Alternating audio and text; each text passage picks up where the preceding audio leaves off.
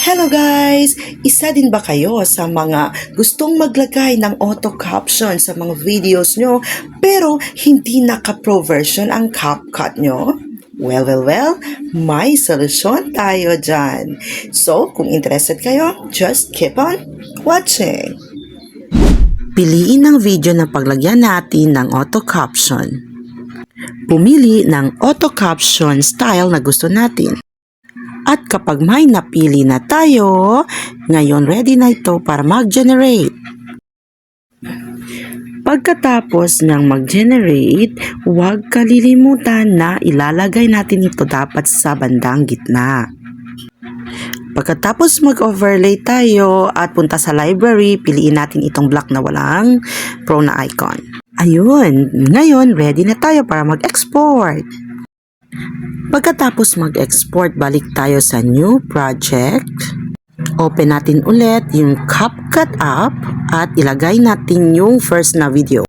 Then, i-overlay natin ulit itong kaninang ginawa nating auto caption.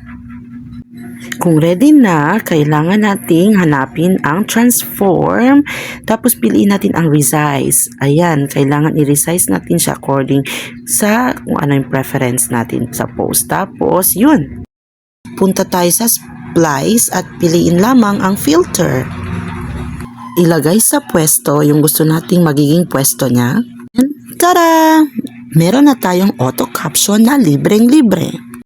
At kung may marinig kayong sound dahil sa overlay nating auto caption, ang gagawin lamang ay pindutin yung overlay, tapos i-lower lang talaga yung volume para walang marinig na ingay.